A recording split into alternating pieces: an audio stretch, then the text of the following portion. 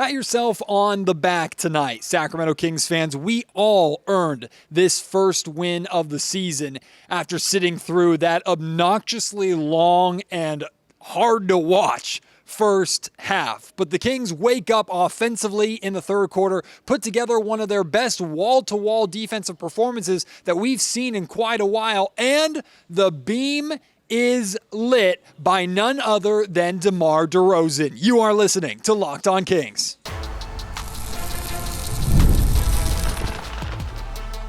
You are Locked On Kings, your daily Sacramento Kings podcast, part of the Locked On Podcast Network, your team every day. And now, ladies and gentlemen, it is that time for another episode of Locked On Kings. Hello and welcome into Locked On Kings, your podcast hub for Sacramento Kings coverage all season long. Today's episode is brought to you by FanDuel. You can start the season with a big return on FanDuel. New customers can place a $5 bet and you'll get started with $150 in bonus bets if you win that first $5 bet. Visit FanDuel.com to get started. My name is Matt George. I have the privilege of being your host here. I'm a Sacramento sports anchor and reporter for ABC 10 News, and boy, is it nice to see the beam lighting up the Sacramento Kings skyline once again. Those of you who are not in the Sacramento area that don't get to see the beam for yourselves, first off, you got to come out here at some point and see the beam in person if you haven't already. You're always welcome inside the Golden One Center, no matter where you are in the world. And trust me, there are plenty of international Sacramento Kings fans that listen to this podcast, and I'm so grateful for you. Come on through to Sacramento. You're always welcome here. Your Kings family will embrace you, and hopefully you get to see the beam for yourself. But trust me, it is bright. It is beautiful, and it was lit tonight by DeMar DeRozan. There was nobody else that was going to get to light the first beam of the season than DeMar DeRozan. He's been saying he's wanted to light this beam for months. Well, finally he got the opportunity as the Sacramento Kings did what they had to do. They handled their business against the Portland Trailblazers 111 to 98, the final score. Like I said in the intro, I thought this was one of the most complete wall-to-wall defensive performances that the Sacramento Kings have shown us for quite some time, right? The first half was awful, like awful. From a viewership standpoint, an entertainment standpoint, a basketball standpoint. The first half was awful. The word that I was using was like muddy. Like the game was being played in the mud. Shots were not falling. Both teams were sloppy. Decisions were bad. Lots of fouls. Oh my God, the second quarter took forever because of the amount of whistles and foul calls. The Sacramento Kings were in the penalty like 3 minutes in to the second quarter. That quarter was unbelievably long and probably took years off of my life. And it was a tough watch here inside the Golden One Center. I have to imagine it was a tough watch for all of you at home. The Kings still managed to lead for, I don't know, I actually don't remember if I think they led for the majority or like the entirety of this game. But they managed to maintain their lead and maintain control of this game throughout that entire super muddy, ugly first half. Remember, of course, offense is the primary strength of this Sacramento Kings team. And typically, if this team isn't scoring, they're struggling. But while their shots weren't falling, they also defensively were making sure that Portland wasn't getting anything going as well. The Kings led 51 to 43 at halftime. Sacramento shot 38% from the field and 26% from three-point range in that first half.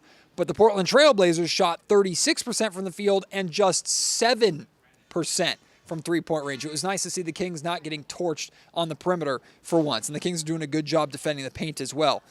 Like I said, one of the reasons why the pace was so slow was the amount of fouls, and the Kings had their lead in the first half. The Kings got to 51 points in the first half because of the free throw line. In the first half alone, the Kings shot 17 of 19 from the foul line. Imagine if the Kings were shooting free throws tonight at the same rate that they were shooting last season, right? 70% at best, or like low 70% at best. Sacramento Kings aren't leading at halftime. The Sacramento Kings aren't able to maintain their lead. Now, a lot of these free throws came from DeMar DeRozan. In fact, DeMar got to the line 10 times tonight, went 9 of 10 from the foul line. All 10 of those free throws were in the first half. DeMar his ability to draw fouls and get to the foul line is just absurd. And this is also something that kind of comes with having DeMar on your team. As much as the Kings want to play with offensive pace, the speed of the game is going to slow down because DeMar is getting to the foul line so dang much. So kind of buckle up for that, because games are going to be a little bit longer now, or feel less fluid, be a lot more stop and go because of DeMar and his ability to get to the line. But better to have that on your team than to go against that and be on the wrong side of it.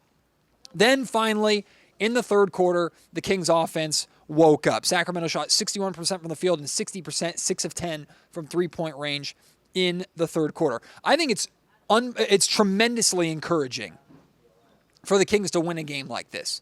It's tremendously encouraging for Sacramento to have to fight and work and scratch and claw to get their offense going, but be able to maintain and sustain themselves to where when the offense woke up, it's not that they needed that offense to battle back from behind or make up ground. They finally woke up offensively, and that allowed them to create the separation that we would expect from Sacramento at home against a team like the Portland Trail Blazers. So to win a game this way where it's not pretty, it's not fluid offensively, the Kings weren't shooting lights out for the majority of the game, I think is really, really encouraging for this group. I think it's like not every game is going to be pretty, especially when the Sacramento Kings get to the playoffs, right? You have to be able to win scrappy games. You have to be able to find success and adapt when things aren't going according to plan, when shots aren't falling. That's something that Mike Brown has preached about for the 2.5 years that he's been here in Sacramento now. So to see them win a game like this, I thought was really encouraging. Shout out Kevin Huerter. I'm going to talk about a number of different Sacramento Kings players and their individual performances tonight, but I got to start with Kevin Huerter. Because for the second straight game, I thought Kevin Huerter was solid, bare minimum. But tonight, I thought this was a near perfect performance for Kevin. The only thing that would have made it perfect is if he didn't miss a shot. But you got 18 points out of Huerter, 7 of 12 from the field, 4 of 9 from three-point range, 4 assists, so he was making the right reads, making the right passes, distributing the basketball, and 3 blocks. Kevin Huerter with 3 blocks. Of course, the defense is a bonus. We'll talk about his defense in a second.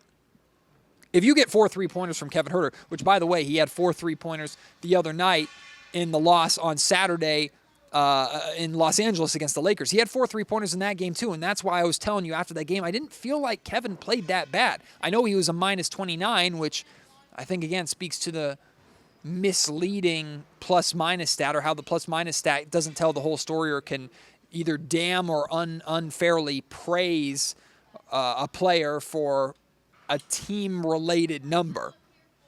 But I thought Kevin was good in L.A. I thought he was great tonight. He was hitting open shots. He was the only reason why the Sacramento Kings were making 3-pointers in the first half. It was pretty much just him, right? He's shooting in rhythm, shooting with confidence, spacing the floor like he's supposed to. He got catch-and-shoot opportunities. He also got his patented DHO kind of moving 3-pointers off the curl. I just thought Huerter made a lot of the right decisions on the offensive end, made the right passes as well. And then on defense, right, the blocks are awesome. But on defense, I thought this was the most active and the best that he's looked defensively maybe ever in his time as a Sacramento King. He was helping correctly. He was communicating. He was defending with his chest, moving his feet, keeping his hands straight up or not involved in the play, cutting off passing lanes. Kevin Huerter, if he doesn't lead the Sacramento Kings in deflections, and I don't think he does, it's probably like DeMar DeRozan.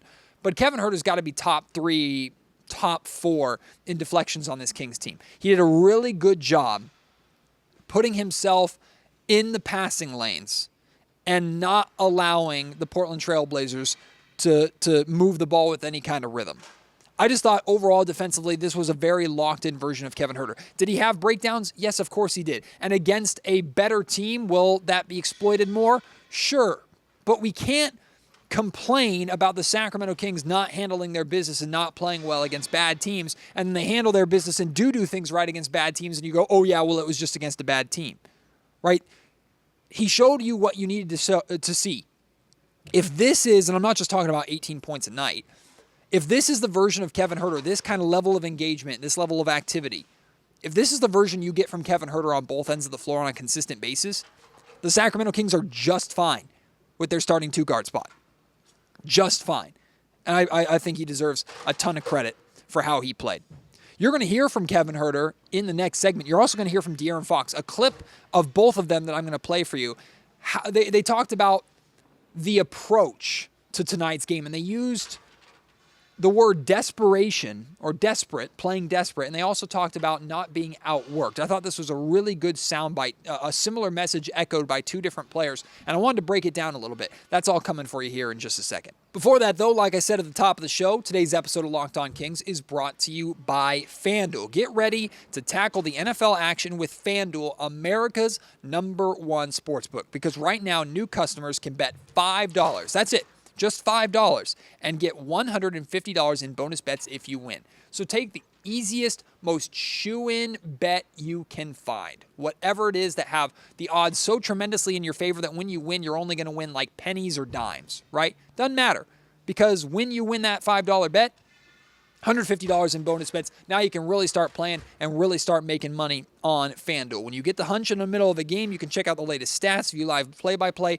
and so much more on the same page where you place your live bets. Just visit FanDuel.com to join today. Again, you'll get started with $150 in bonus bets if your first $5 bet wins. That's FanDuel.com.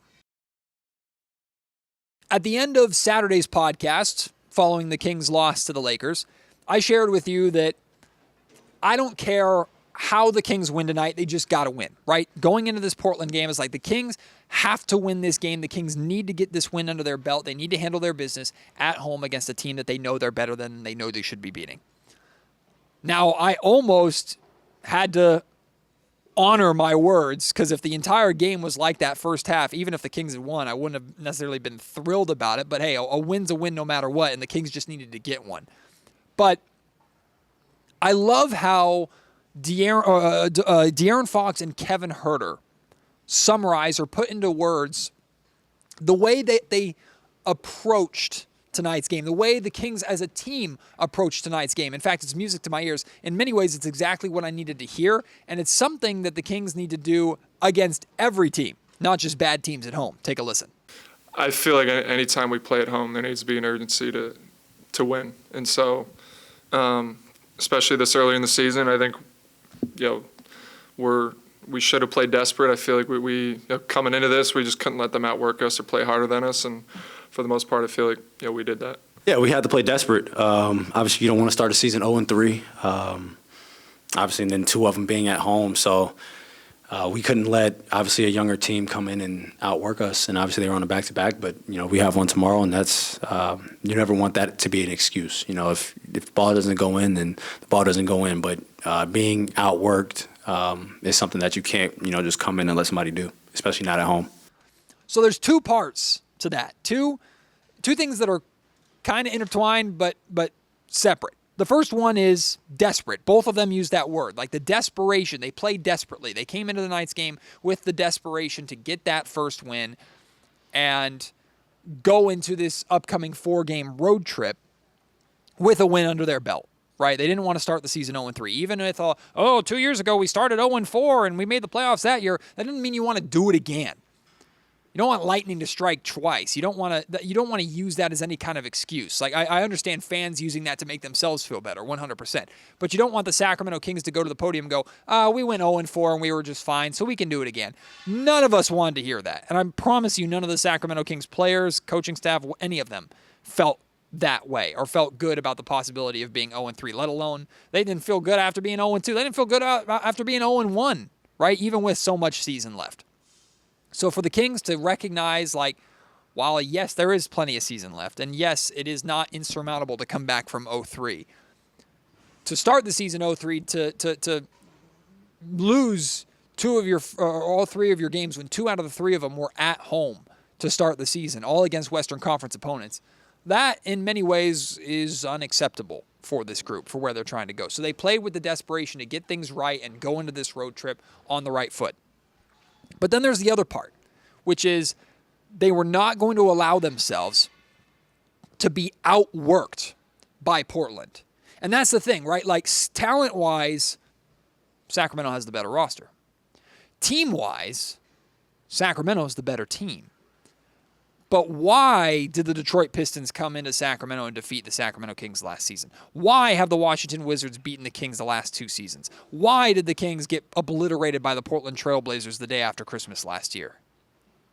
Because the Kings did not outwork and out-hustle their opponents.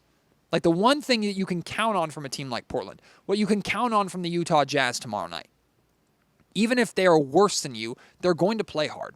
They're going to battle. They're going to fight. And if you're not willing to meet them or surpass them, meet that level of physicality, meet that intensity, play hard, if you take them lightly and allow yourself to get bullied or run over, you're going to get embarrassed and you're going to lose games because this is the freaking NBA, right? So to hear both De'Aaron and Kevin talk about, like, we were not going to allow ourselves to get outworked tonight. We were determined to take this floor and outwork the Portland Trail Blazers. And then they win a game the way they did tonight, right? Where they hustled and fought through that muddy, ugly first half and maintained their lead and kept a steady defensive presence the entire night. And then the offense, like, they didn't wait for the shots to start falling and for themselves to feel good and get the crowd involved on one end of the floor to start picking up the intensity on the other end. They got in the trenches. They did the dirty work. They did not allow themselves to get outworked by Portland tonight. And I thought that was really, really encouraging, and I love that those guys pointed that out post-game. All right, let's talk about some other individual performance. DeMar DeRozan, 3 games with the Kings, 3 games where he scored 20 or more points. It's what the dude does. Yeah, he's older. Yeah. Oh, believe it or not, father time or mother time or whatever the hell they call it, it affects him just like it affects all of us. But just like he's been showing for the last 6, 7, 8 freaking years, the man's not slowing down. He's such a skilled offensive player, such a good scorer. He can attack you in so many ways, not to mention, like we talked about, how good he is at getting to the foul line. It's hard to stop the man. It's hard to keep him from getting his numbers. DeMar DeRozan is really, really good. That's a no-duh statement to make. But we're seeing it, right? We're seeing how the Kings have used DeRozan and relied on him to go and get them a bucket at certain times. DeMar DeRozan helped, in many ways, carry Sacramento offensively through that first half. He's already made a massive difference in just the Kings' free throw shooting numbers, not just the volume, but the percentage. Like, DeMar DeRozan has been really, really good. And on top of that, he had 3 steals in this game. And I'm pretty sure 2 of those 3 steals came in the first half. Like, he was locked in on the defensive end as well and created opportunities. Remember, DeMar DeRozan doesn't play any defense. No, he's not the greatest defender in the world. No, he's not going to help the Sacramento Kings become a great defensive team, really. Let's be honest. But he can jump passing lanes. He can buy in, make the right plays, make the right reads, and create offensive opportunities with his defense. And that's what we saw in tonight's game. De'Aaron Fox tonight. Congratulations to De'Aaron Fox. He reached 10,000 career points tonight. What an amazing accomplishment. Now, I didn't write this down because I wasn't 100% sure. He's either the second Kings player in the Sacramento era to do it, or he joins 2 other Kings players in the Sacramento era to do it. I don't remember. I couldn't find it. I didn't write it down. But either way, he's in elite company in Sacramento Kings history to reach 10,000 points tonight. He had 24 points, 6 rebounds, 3 assists, 2 steals. Filling up the stat column in a lot of ways. You love to see that from your point guard. And then Keegan Murray. I wanted to talk about Keegan too because a lot of people are going to look at the stat line and realize, man, he struggled offensively. He didn't really score tonight. And they're going to kind of write this game off as not a great performance from Keegan. 6 points, 2 of 9 shooting from the field. But he had 8 rebounds. He had 12 rebounds in the opener of the season here in this building. So in 2 home games, he's got 20 rebounds. But what I want to talk about specifically with Keegan Murray and his rebounding is his offensive rebounds. 4 of his 8 rebounds were offensive rebounds. And I know for a fact that they resulted in the Kings might have honestly gone 4 of 4 in the second chance opportunities that Keegan Murray created. There is nobody, and I know Domantas Sabonis is a good offensive rebounder as well. Hell, he's the best rebounder in the league. There is nobody that has embraced the Sacramento Kings offensive rebounding initiative that they have this year. No one who has embraced that more than Keegan Murray has. Keegan, when we asked him about it during training camp, the term that he uses is reckless abandon. Keegan is crashing the glass hard. And my favorite, I'm pretty sure this is exposing how bad I would be as a statistician. I'm pretty sure if you keep a ball alive and tap a ball out to somebody, you are credited with the rebound. I might be wrong with that. But either way, there was a play that he made where he battled through 3 different Portland Trail Blazers players. And he batted the ball. He comes from the corner, crashes, which I'm pretty sure the corners are the crash zones that Mike Brown talks about. If you're in the crash zone, you are expected to go and crash the offensive glass. Keegan bats the ball out to, I think it was Malik Monk from three-point range, and Malik Monk pulls it and drains the second chance opportunity 3.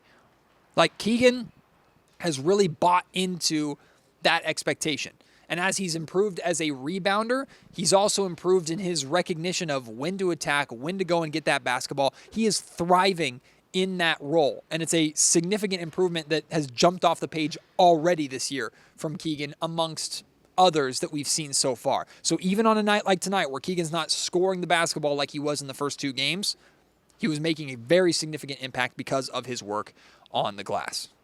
Today's episode of the Locked On Kings podcast is also brought to you by Gametime. This is the app or the site that you should be using to buy your tickets, whether it's tickets for Sacramento Kings games in the future here in the Golden One Center or on the road, tickets to any sporting event, maybe an NFL game, a college game, baseball when it returns, baseball when it comes here to Sacramento next year, or if you're looking for concert tickets, wherever you are in Sacramento or around the world. If you're looking for smaller venue tickets like your local comedy clubs and comedy shows or theatrical productions that come to town, Gametime is the site that you should be using to get all of your tickets. They have this feature called Gametime Picks. It makes it easier than ever to find the great seats and find the right deals. Gametime Picks sifts through and filters through all of the potentially thousands of tickets that might be available for a certain event and will show you only the best tickets at the best deals. And I'm not just talking about front row or lower bowl all the time. They will show you different options by zone that give you the best bang for your buck in terms of value. So it saves you time. And time is really important on Gametime because Gametime encourages you to buy tickets last minute. I know that sounds crazy, but the closer you get to the event, the better deals you are going to get on Gametime. So with Gametime Picks, hey, maybe the game starts in 2 hours. You want to get your tickets right away, save you time. Here's a good option for you. Here are some good deals. You pick one. You enter your payment information. You buy your tickets. You're heading to the event. You're getting in. You're having yourself a good time. Not to mention so many other great features like Gametime's all-in pricing feature. What you see when you select your seats is the price you're going to pay. No hidden fees added on top of everything at the final checkout window. Their seat views are incredible. So many reasons to go and buy your tickets on Gametime. Download the Gametime app, create an account, and use code LOCKEDONNBA for $20 off your first purchase. Again, that's LOCKEDONNBA for $20 off. Download Gametime today.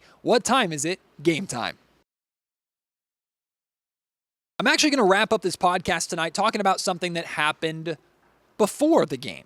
Every single game, the head coaches are made available for a media session and questions before the game starts. So Mike Brown comes to the podium, and this was our first opportunity to talk to him since the Laker game. Naturally, he was asked about Keon Ellis. I also asked Coach Brown about not taking timeouts right away during those big runs that the Kings have given up in the first 2 games. And when responding to me with that, Mike told me his reasoning behind not using his timeout right away during that LeBron James explosion to start the fourth quarter on Saturday was he never felt that the game got too far out of reach, and he felt like since he only had 2 timeouts available in the fourth that he needed to save them for down the stretch. So he kind of rolled the dice in that sense. Ultimately, he was right because the Kings did manage to work their way back into it. Who knows if he had 2 timeouts there or no timeouts there, how big of a difference it would have made. Regardless, that was his explanation for it. But Mike, of course, was asked about Keon Ellis. In fact, the first question that was asked of him was asked by James Ham. And Ham asked him, what's the deal with Keon? He went from starting in the preseason to didn't even get into the game against the Lakers. And I thought Coach Brown's response to it was understandable, but disappointing and borderline concerning. To sum it all up, essentially Coach Brown said that Keon Ellis is going to be a situational rotation player, meaning Keon Ellis is going to get minutes when the situation presents itself. He is not going to be someone that is just guaranteed to get minutes on a nightly basis. He brought up a couple reasons for this. One is there's only so many minutes to go around, right? And he has to get certain guys in with the second unit. And obviously he's playing pretty significant minutes for his starters and his top guys. And I get where he's coming from. And again, I think I am more realistic with what Keon Ellis is and who Keon Ellis is than maybe some of you or a lot of Sacramento Kings fans that just fell in love with Keon Ellis' hustle and the story of Keon Ellis from last season. That being said, even with my seemingly more, or I feel like more realistic belief of what Keon Ellis can be, I still feel like he should be playing every single night. Keon is too impactful not to play. Tonight, stat line, nothing's phenomenal. 3 points, 3 rebounds, 1 assist, 1 steal, 1 block. But what does that say? He's everywhere. He's getting involved in every way. His the 3 points that he scored was a three-pointer. He went 1 of 2 from three-point range. He's not getting a boatload of scoring opportunities because he doesn't need to when he's on the floor. He's a good enough shooter to at least keep the defense honest. And then defensively, he makes plays. Like he got a pretty big ovation from the Golden One Center crowd because at one point he dove for a loose ball and got into a kind of a tug-of-war with Danny Advia. Like, he just hustles. He plays hard. He plays physical. He buys in on the defensive end. It's what the Sacramento Kings team needs on a consistent basis, especially against a team like Portland that they should be beating at home, that historically the Kings have had problems beating teams like this at home because they didn't play hard enough. They didn't hustle enough. You don't have to question that with Keon Ellis. So, I get there are only so many minutes to go around. But if Keon is only going to be a situational role player, the situation better be pretty common. Because it's what a waste having a Energizer Bunny and a player like that just sitting on your bench when he can come in and do the dirty work and make a difference and provide energy when the game is sluggish or help you get a stop when you can't string stops together. I'm not saying Keon Ellis would have prevented what happened in that Laker game, prevented that 21-0 Laker run. But I'm pretty sure Keon Ellis would have helped the Sacramento Kings play better defense than they played in that fourth quarter in general. I don't know. I'm just of the belief that Keon Ellis should be playing. I trust Mike with his rotations to know what the best thing is to do. In my opinion, the best thing to do is get Keon Ellis on the floor on a nightly basis. The Kings have some pretty big opportunity now staring them in the face on this 4-game road trip. They play tomorrow night in Utah against the Jazz. After that, they have the Hawks, the Raptors, and the Heat on the road before returning home the night after election night. They have the Raptors again here in this building. A lot of opportunities for wins going forward. Now, I said I wasn't going to, and I'm not going to. I'm not going to go through these next games and go through this road trip and go, Kings should win this one, and maybe they lose this one. Maybe they need to go this record or have this record by the end of the road trip. I'm not going to do that. Of course, I believe they should win the majority, if not all, of these road games based off of, I think the Kings are the better team in the majority, if not all, of these matchups. But we know the better team doesn't always win. Here's the thing. Get back to 500 tomorrow. Beat the Utah Jazz. You should be. You should be beating them. It's no guarantee, but, and I know it's the second night of a back-to-back, the Jazz played tonight too. Beat the Utah Jazz tomorrow. Get back to 500. You've now made up for that 0-2 start. At that point then, those final 3 games of this road trip, find a way to hopefully get 2 of them, right? Try and come home from this road trip over 500 in some capacity. That's it. Like, that's the goal. Doesn't matter who you're beating, doesn't matter who you're losing to. Just find a way, get to 500 tomorrow night if you can. And then find a way on the rest of the road trip to come back home over 500 in some capacity. That's the goal. That should be the expectation. That should be the hope for this Kings team. And James Ham brought up a really good point today when talking to D'Lo and KC on ESPN 1320. Not only is this road trip an opportunity for the Sacramento Kings to get some wins back and get above 500, there's an opportunity for this team to bond, right? You bond on the road. And you can tell with the implementation of DeMar DeRozan and getting Herter and Trey Lyles back and Jordan McLaughlin being new and whatever. Like, you can tell these guys are still kind of figuring each other out. I'm not saying this team has a chemistry issue or anything like that, but this team spending their entire week together, essentially, during this road trip, I think that's only a great thing for the Sacramento Kings at this point. So I look forward to seeing how this time together on the road potentially helps speed up the process of this team getting more comfortable playing together. They already looked a million times more comfortable tonight than they looked over the last 2 games, which is great. And look, at times it's been frustrating, but a trait of this Kings team over the last couple of years is they've been really good on the road. They found ways to win games on the road and make a lot. They seem to do well against the adversity of playing on the road. So hopefully that can continue to be a thing in these very gettable, very winnable games on the road. Tomorrow night, after the Utah Jazz game, of course, I'll be back for an episode of the Locked On Kings podcast. We'd love to hear your thoughts right now about tonight's game, how you're feeling with the beam being lit. The Kings get one in the win column. Any thoughts that you have, any breakdowns that you have of the game, share them with me at MattGeorgeSack on Twitter. You can email me, mattgeorgesports@gmail.com. Or, of course, if you're watching on YouTube, leave your thoughts in the YouTube comment section down below. I'll see you tomorrow night after the Utah Jazz game, hopefully after a win again over the Utah Jazz. And don't forget to subscribe to the Locked On Kings newsletter. You'll find a link to that in the description of the video or the podcast, whether you're listening to it or watching it. You'll find the link down there.